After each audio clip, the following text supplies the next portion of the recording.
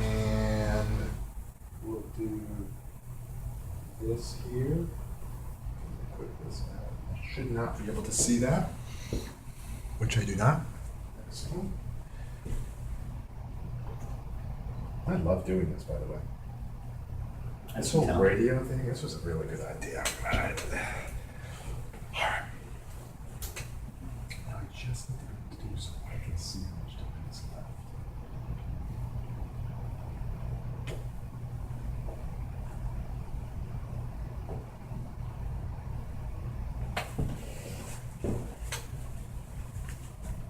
Yeah, we're good. Because what happens is sometimes I can't see how much time is actually left.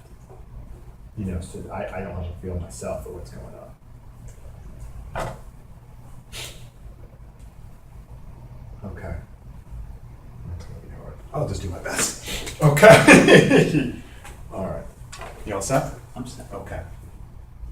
Hey guys, Brian Hilliard here, author of the best-selling book, Networking Like a Pro, and you are listening to Client Builder Radio. And we have got ourselves a special guest here. We've got Joe Novara, who is a speaker and a coach and does a whole bunch of good stuff on word-of-mouth marketing, and we're going to get some good stuff. Joe, thanks for stopping by. Thank you, Brian. Awesome. Tell us a little bit. I know we've met and we've been together doing a little bit of work and known each other for a little while now. You do obviously a lot of speaking. You do a little bit of coaching, right? And with people who want to be able to engage you and stuff like that. Tell some of the listeners, the viewers, tell us a little bit about your business, what it is that you do, so we can just kind of get a feel for what it is you've got going on. Okay. Well, my business is based on word of mouth marketing. Okay. It's helping people, business owners and sales professionals, to develop and grow a business through word of mouth. I find that a lot of people aren't sure how to fill in those gaps of their day-to-day actions. Right. And that would be their social media, right. their networking, right. their emails, and then to get that referral end result that they're looking for. That's exactly right. And so that's what I've been doing, is helping people to develop that blueprint. Right. For them to have that, so the systems in place for them to grow their business and through word of mouth. One of the things, it's a great point, because one of the things, and we've talked about this before offline, which is the idea that word of mouth for most people is, it's like they get a referral and it's like on par with a magic trick, right? It's like going into the state fair and you win, you put $1 in and you win, $5 back. And that's not really what it's like, is it? Word of mouth is a process, yes. Okay, that I guess includes what? Some networking, some social media. Exactly, and follow up through email, LinkedIn. It's all, what I find a lot of people do, they have this mindset that they're going to go to, let's say, a networking event. Right. And they get to the networking event and they think that it's going to be like the New York Stock Exchange, that they're going to walk around with a pad of paper just taking orders, Okay, you'll take a blue one, you'll take a green one, and then they don't walk out with all these orders. Right. And they're frustrated and they say they're never going to come back.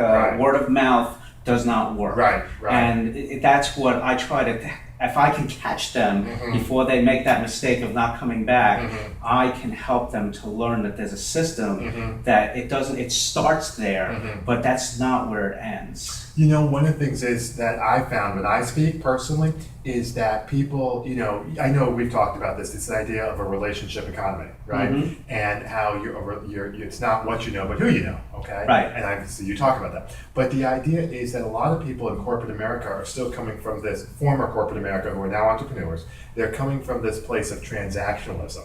Right? They're coming from this wham, bam, thank you, ma'am. They're coming from this, I've got to go to the networking event, I gotta go down to the after hours, okay, because I gotta go get some business. Right. So let me go, jump in the car, right, and I guess get there at 5:30 or whatever, and that's so funny. Yeah, it's like they're looking to, the blue, the black, the whatever. I mean, that's solid.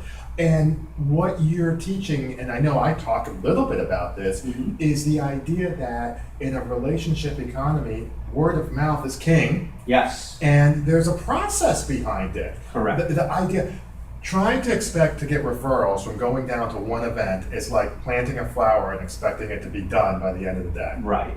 Yeah, unless you have something that nobody else in the world is doing. Which good luck for trying to figure out what that could be. Exactly. And there may be a reason why nobody else is doing it Roger too. that, good point. But you go to a networking event and there could be 2 or 3 other people there. Right. The point is that what we have to do is we have to build relationships. Right. And a lot of that relationship building comes into what I like to call, as we both know, and Dr. Adam Meisner, Right. the law of reciprocity. Right. You know, I'm a big believer in the law of reciprocity. Right. It's so important that we be focused on the other people that we're coming into contact with. Right. And you know what? Sometimes the person that you are the giver to Right. may not be the person that gives back to you. Right. That's where the word of mouth comes in. Right. You know, hey, that Brian is a great guy. Right. Let me tell you, you really got to talk to him. Right. I don't do any business with him, but let me tell you, he's going to be able to help you out big time. And that's, you know, when you talk about it, we'll get into the details here in a second, but one of the things that I found is when you're talking to people who, as a prospective client, right? Mm-hmm. You've talked to prospective clients, they're sitting down, and I mean, I get clients who then talk to other people and they check you out. Mm-hmm. Before the fact, before they actually buy something from you, Right. they check you out to see whether or not you're a reputable person. Mm-hmm. You know, and that's the whole relationship economy. So good stuff. Let's talk about details. Let's get into a little bit of the details. Okay. So I go to a networking event, right? Mm-hmm. You're going out to a networking event. Give maybe the listeners some pointers, some ideas, some do's and don'ts. Give us what you got, maybe 2 or 3 of what it is that you feel, because you speak on this. Give us some do's and don'ts of what you suggest to audiences when they're out networking, when they're out building their business through word of mouth. Okay. Well, one of my big do's is to be more interested in what other people are saying than to try and be interesting. Right. It's very important that you listen to what other people are saying to you. Right. And I like to follow a model when I'm unsure because sometimes I go to a networking event and I'm not 100% on. Right. So I have a system that I use. If I'm not on, I use the who, what, where, when, and how method. Right. Who are you? How did you get into this business? Right. Where are you from? Right. You can keep a conversation going for hours Right. just on those 5 words. That's funny. And if I'm in a bad spot, I just keep coming back to those words. So that's a big do. Okay. Always try and keep the focus on the person you're talking to. Okay. Big don't. Okay. And this is, for me, I found this can turn off a lot of people. Don't talk politics. Right.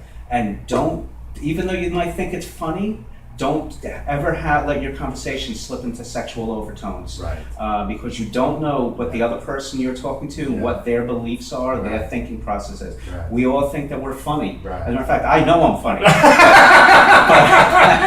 but at the same time, I'm careful about what I say when I'm at a networking event. Because you know what? I'm there to get business. I'm not there to lose business. Right. And a lot of times the things you say could end up losing you business. Right.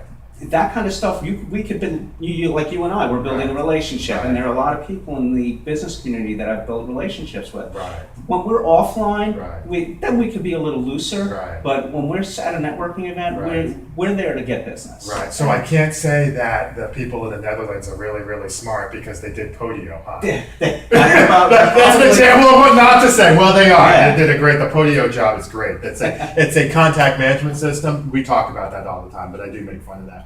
But yeah, you're right. You want to make sure that, you know, when you're going and you're doing your deal, and also part of it too is that when you're talking one-on-one with folks, you know, there's a little bit of a difference there. That, you know, when you're networking, you know, they're doing whatever, and then when you're doing presentations and stuff like that, and you're engaging them. And there might be some people who do presentations on here. You can have fun with the audience. You want to be able to have fun and get to know them and have a little back and forth. But you're absolutely right. You need to be cognizant of what you say. Right. Okay, good.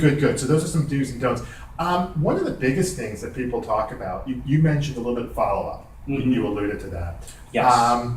Talk to us about what it is you do along those lines. Just, you know, some ideas of how you've instructed people when you're speaking at audiences and stuff like that. What do you talk about for follow-up? Well, one of the things that we've all that go and do networking or are out meeting new people on a regular basis through trying to build our businesses through word of mouth is we do end up with a lot of business cards. Right.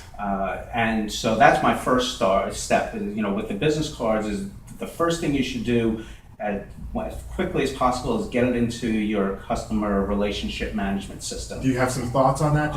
Yeah, go I ahead. personally like Zoho. Yeah, we've talked about that. Right, and Okay. I use Zoho, and Okay. I find that to be, for me, is the easiest I of totally them. agree with that.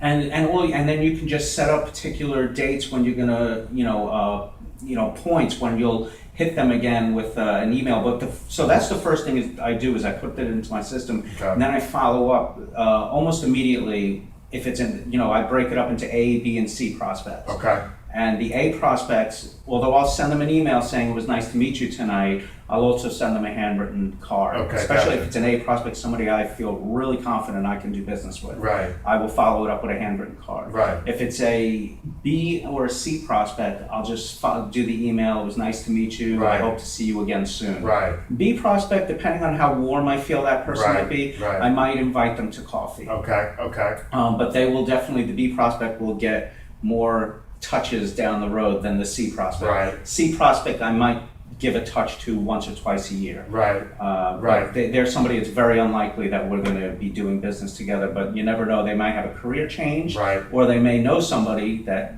will down the road need my services. That's interesting because you hit upon a great point. And so the follow up first of all is important. Okay. Mhm. But the other point that I heard inside of that was that there is a differentiation. So Yes. it sounds like all contacts are not created equal. Correct. You know what I mean? And that's not politically incorrect, by the way. But the idea is that, just to be frank, the people that you meet, it's not a value judgment. It's not you're better than that person, so it's not that conversation. Right. It's just this person in a business landscape is different than this person in a business landscape, which is different from this person in a business landscape. Right. And I find that a lot of people, one of the mistakes, because I talk about this a little bit myself, one of the mistakes that people make inside of follow-up is thinking that they have to follow up with everyone. Right. Capital E. Yeah. A simple email one time Mhm. is nice, Mhm. but that and you don't even have to do that. But to me, it's a nice gesture still, and it helps build your brand awareness as being a person that is thoughtful of other people. Right. But you don't have to keep in touch with that person. Right, and that's my one of the points that I made usually at my presentations, and I'm sure you talk about this as well, is that you don't, like I said, you don't have to follow up with everyone. Right. And really, for me, that comes from a place of a lot of people coming from scarcity. Right.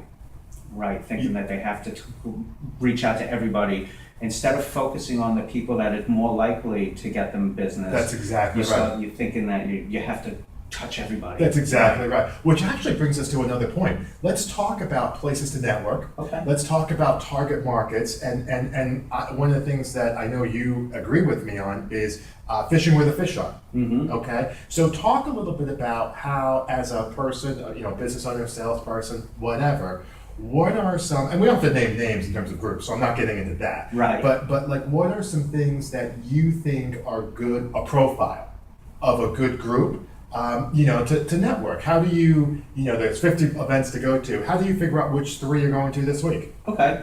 Well, I generally try to focus on where I know that there are people who are looking to build their business through word of mouth. Right. I don't think that a surgeon who's making $1 million a year is going to be at the same networking event that somebody, a solopreneur that is selling, even a CPA, a solopreneur CPA is going to be. They're going to be at different networking events. Right. I want to be at the networking events where the CPA that's trying to grow his business through word of mouth is going to be. Right. And that could be any number of things. It could be a regional networking event that's being put on by an organization like the one I went to recently was a group of engineers. Product camp. I remember and that. then there are other ones that, I do go to chamber events. There are a lot of solopreneurs at chamber events. Mm-hmm.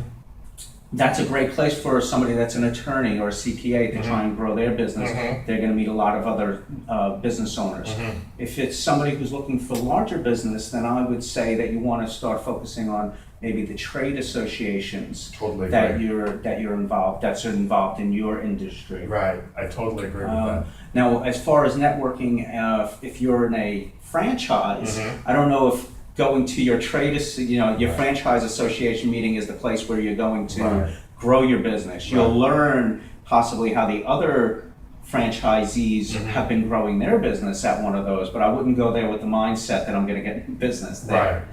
However, I might go to the franchise. The franchise. You'll be speaking at it. Right. But even if I wasn't, I would go there. I would be willing to pay for a ticket to it to try and get some coaching clients. Right. That's exactly right. Yeah. Because I think a lot of times people, they don't have a real clear idea as to who they're trying to market to.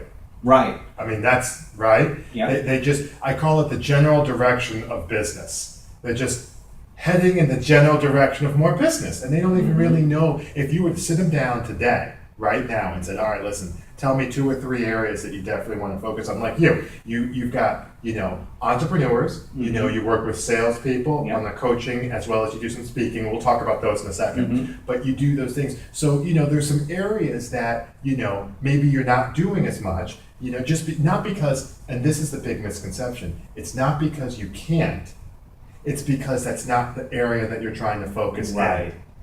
Exactly. You know what I mean? And I think for a lot of people, especially when I hear, they're talking and they're doing their business, one of the first things I ask people is, well, who is it you're trying to meet? Well, right? I mean, you know how this game goes. I need to get out to everybody, Brian. You're like, I need to get as much business as possible. Okay, I mean, obviously I understand that, but just give me a feel as to who's most likely to want to buy your service. Right. You know what I mean? And we can go from there. Let's talk about topics. Speaking, tell some of these guys, obviously I know, tell these guys, what is it that you talk about? Give us, some ideas. Obviously it's networking, word of mouth, stuff like that. Right, I try to, during my talks, I try to give a lot of stories based on my experiences and other people's experiences as well. That can help people to see what I have done over the years to grow my businesses through word of mouth. Right. I come from I'm one of those guys that was very shy and introverted. Right. And so I had to really break out of that shell. Right. I like to talk a lot about that, giving people tips on how they can break out of the, you still have to be you at the end of the day. I understand. And one of the things we've talked about is it's not so much about stepping out of your comfort zone, because I've given that a lot of thought, and we never want to step out of our comfort zone because then we're not ourselves anymore. We just want to grow our comfort zone. We want to make it bigger, and that makes for a bigger life. And so that was what I had to learn how to do, was to grow my comfort zone, and so that this way I could have better experiences. And I give tips to people on how to give tips to my audience, obviously, on how to grow their comfort zone and be able to get out there and network and develop their businesses through word of mouth. So part of it, what I'm hearing is you've got, obviously, one topic is how to get more word of mouth business, that kind of stuff. Then you also, it sounded like you talked a little bit about how, and this is not your title, I don't think, but there's a conversation around how introverts can network or that type of thing. A little bit of personal growth. Yeah, look, thank you. So it's a personal growth conversation. And you know what? And that's great, because I think what people are looking for is a blueprint. Right? What they're looking for, I've been doing this since 9/11 was when we got started for the attacks or whatever, which is fine. But what I got started then, and over that time frame, what I have seen is people are looking for a blueprint of what they can do to be successful. Right. Because in word of mouth, it's so much different. It's not 2 + 2 = 4. Right. And we live in a culture in the United States where if it's not that tomorrow, if 2 + 2 doesn't equal 4 tomorrow, it's kind of like people are like, well, I gotta, we live in this kind of, instant, microwave, do you want fries with that? Deal that a lot of people, they almost give up on word of mouth too soon. Yeah. They go back to what wasn't working just because it's comfortable. Right, and that was a great point about your thing. So you do the speaking. I know you're a speaker by trade. Yes. But you also do some coaching, right? When people want to be able to touch base with you. Absolutely. And you're telling them, I'm assuming on a one-on-one and some other areas, on how, if you said, listen, You come to my event, you see what it is I want to do. I'd like to talk with you offline. They can work with you as well. Yes. That's awesome. Yeah, and that actually grew from the speaking. Right. People coming to me after the speaking events Right. and asking me, hey, can we have coffee? Right. I'd like to learn more Right. about this. Right. And I realized that, wait a minute, there's something here Right. that, I could develop some programs Right. based on that can help people even further. That's awesome. Let's talk about the integration, because we've talked a lot about offline marketing, which is networking, Yes. and people need to hear that. But let's also, under this whole auspices of word of mouth, let's also talk a little bit about online marketing. Mhm. Let's talk a little bit about social media. Let's talk a little bit about maybe a newsletter if you want. Yes. Talk to us a little bit about, so that they can understand, what is your deal for some of these other areas like LinkedIn and what have you. I am really big on LinkedIn. Yeah, I am too. Yeah, LinkedIn is so important. Yeah. The ability to connect with other people Right. that you're trying to is just grown. It's grown incredibly. So Right. it's become so much easier to get to the people that you're trying to get to. Right. And I don't think enough people in business are using LinkedIn effectively. I totally agree with that. And that's one of the things that I want to do. And as a plug for you, your CDs are wonderful with all the LinkedIn. I've listened to those a couple of times, Thank you. they give some great tips. Yeah. And some of which I will use in teaching. Sure. people. So I really believe that LinkedIn is such an unused resource. Even though we know that zillions of people are on it, Right. it doesn't matter if you're on it, you have to be using it. Right. It's kind of like you can turn the faucet on Right. and sit and look at it all day, but until you take a drink of that water, Right. you're gonna die of thirst. Right. And it's the same. It's the Right. same thinking. Right. I think, and we've had this conversation. I think Facebook for business is a waste of time. It's gotten away from us, yes. Yeah, so I made a decision that that's going to be strictly just a personal, Right. recreational tool. I will not use it for business any longer. Right. Google Plus is growing. Or Right. it appears to be growing. Right, that right. remains to be Right. seen. But it does help you with your rankings Right, with that's Google. true. So Right. I am still going to continue using Google. Okay. But right now I find that my default is LinkedIn. Okay. Online. I definitely agree with the newsletters and the Oh, yeah. blogs are gosh. so important. And Yeah, you are so right about that. yeah, and I actually enjoy writing the blog. I don't have a problem with blogging. Yeah, I enjoy it. You don't have to. As a matter of fact, I prefer to read somebody's blog that's between 300 and 1,000 words. Okay. That's my Which I personal- think is like a page. I think 400 words is a page on Word. Right. I think. I'm not sure about that. Yeah, but so I think try to keep mine between 300 and 1,000. Usually they're up to about 1,000. Right. I've had a couple that went over 1,000 Right, words, right. but it's really simple. Right. And it doesn't have to be grammatically perfect. Right. There's that. I heard this entrepreneur recently in Success Magazine. She said that if something she's working on is perfect, then she's waited too long to put it out there. And I completely agree with that. Yeah. It doesn't have to be a mess, but at Right. the same time, Right. if it's not perfect, it's okay. Get Right. it out there because Right. my audience needs to hear it. That's exactly right. Yeah. I read something as well, going back to that Facebook point, Mhm. the thing. I read an article on LinkedIn, and they were talking about the demise of Facebook. I read the same one. And one of the points that you guys, if you hadn't seen it, was that there's this thing called, it's either like Metcalfe's Law, or it was something, it's either Metcalfe's Law or something like that. Here's what it says. It says, Metcalfe's Law says that there are things that the more that people have of it, the more exponentially useful it becomes. Right. So let me give you an example. If I have a computer, okay, or the internet, the easiest one. If you're on the internet and I'm on the internet and we're the only two people on the internet, then that's not really, we're the only ones putting stuff on there. That's not a great resource. Mhm. But if I'm on the internet and you're on the internet and we've got all of these other people on the internet, what happens is the utility grows exponentially. The benefit grows exponentially, as opposed to a car. If I have a car and you have a car, that's okay. Okay, but if somebody else has a car, that's okay, because now we can all at least meet, right? But the 50th or the 150th car the person that has, doesn't really impact my car experience, but the 150th internet user does. Not just by being from 149 to 150, if I'm making sense. Sure. It's exponential, okay? Right. Because they might know something completely different. And the point is that they're saying on the article, getting back to the Facebook thing, is that they're saying it's no longer cool to be on Facebook. The kids are gone. By the way, if anyone is trying to get the kids, on Facebook, I'm just telling you now, they're not there. I think it's Instagram. Yeah, you got to go to Instagram, and good luck on that. Snapchat. Yeah, good luck on that. So one of the things that you've got is, so the kids aren't on Facebook anymore. So then the question becomes, well, who is? And it's people like us. But the problem, really, if you haven't, for our listeners, if you haven't heard, that Facebook is making it where you have to promote.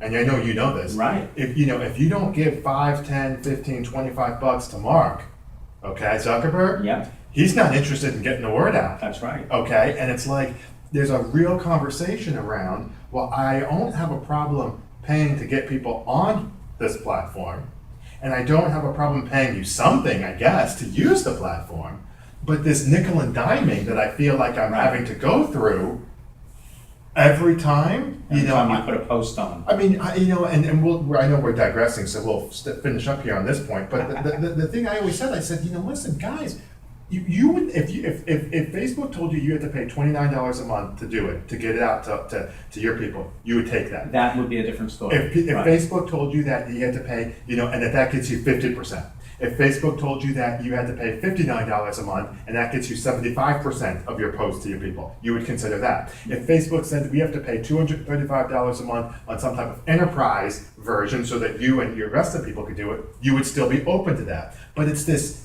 pay for performance every single time. It feels like people are being nickel and dimed. So I totally agree with you. I am not about Facebook. I'm a LinkedIn man myself when it comes to the social media. Newsletter though, let's get to that because you touched on that in the blog. Right. All right. So you said 300 to 1,000. I'm with you on that's fine. Talk to us about the blog because there's a lot of people who they've heard about blogging. And they know that they need to set up a blog. Right. But talk to us about how you recommend that to your clients and your audience on give us a feel for what we're talking about. Well, one of the easiest ways to do a blog, and this is strictly just doing it easy, is if you have in your heart to write a book, is just as you're writing your book, use sections of your book as your blog. Right. I mean, you're still teaching people, and not everybody in the end is going to buy your book. Right. So the point, you're still getting the word out there. Right. And also, most people, if they do read your blog, by the time they get your book, they'll forget that they had read that anyway at some point. The goldfish theory. Right. So all it's going to do is you're just going to be reinforcing something that you may have taught them a year ago. Right, so that's great for like speakers and coaches who are listening and stuff like that. What if you're not writing a book? Okay, so if you're not writing the book, if you're in real estate and you want to talk about a particular neighborhood, you can just and you have a couple of houses for sale in that neighborhood. You can write a nice story about the families, how the value of the homes has gone up in the past 5 years. There's the park down the street. There's so many things that you can talk about. So that's something, and that could take 500, 600 words like that. And some of the things, because I know you also do some work with other areas, lawyers and things like that. One of the things that I know we've talked about is, lawyers, if they have like an FAQ. Okay, so if let's just make this up, and I'm sure you do this as well, family law. Right? So maybe which is divorce and things like that. So you have you have what are some questions that people are asking you, and you can write a blog on that. Exactly.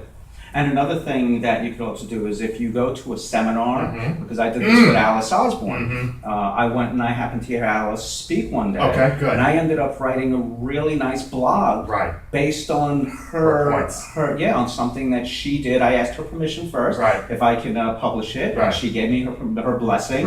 And it turned out the blog was a great success. I got more hits on that one. And I think I got any other blog I had written. And that's so funny because I've done the same type of thing personally. I went to a conference in Dallas a few months back. And one of the things that I did it a little bit differently. You know what I did? And this is something also that you can do. I did a video blog. Okay. What I did what I did was I did a video blog. I was just out I went to my car. Mm-hmm. I got my little deal, ready to go, and bam, I knock off a little, 90-second, here are 2 takeaway points from the conference. Exactly, yeah. You know what I mean? And people are like, well, hold on, what is it that you know? Now the key, if you're gonna do that, is you have to attribute it. I got this from Alice Osborne. Right. And you gotta be clear with that. So Right. it's okay. But I got this from Alice Osborne. She was saying this. And what I do is I got this point from this person. Here's the point. Here's who I got it from. Okay. And here's why I'm excited about telling you. Mm-hmm. Right. Okay. And then it becomes from that point, now it's your spin. It's your takeaway. You know what I mean? So I love doing that. I love doing that. That's awesome. That's awesome. All right. Well, then let me go back and we'll finish this up. This will be the last question. One of the things I know you've been doing, speaking, coaching, and stuff like that. One of the things I always ask people is when you are, you've been doing this for a little while now, whatever, right? What is it that you have learned maybe when you were climbing the ranks that you would be able to tell people if they were either new in business or if they were, whatever. You've been in business and doing business stuff for a while. What would you tell, as it relates to word of mouth, what was it that you would tell somebody who maybe is just starting out or maybe word of mouth hasn't been working for them? What would you tell them as, hey, listen, here's something that I've learned personally through my own school of hard knocks. What would you give them? The number one thing that I found over the years is to always surround yourself with winners. Isn't that, wow. Yeah. Great point, Joe. There's always have somebody that you can pick up the phone and bounce an idea off of. Yeah. Or you run into them in the street and hey, I was meaning to talk to you. Yeah. Can I throw something at you? It's, to me, that has been my the best thing that I've ever done over the years, is always having somebody to bounce things off of. And then I start seeing people, I've become part of somebody else's winner circle of winners. Yeah. So it's kind of interesting when you're one of those people. That's awesome. That is a great point. That is a great point. Well, guys, I hope you got some good stuff out of this. I know I certainly did. For Joe Novara, my name is Brian Hilliard, saying so long, take care, and thank you for your time. Thank you. All right. That, my friend, was 30 minutes. Cool. See that? That felt good, huh? That felt great. That was good. That was really good. Did I do well? Oh, you did fine. Good. Yeah, you did totally fine. There was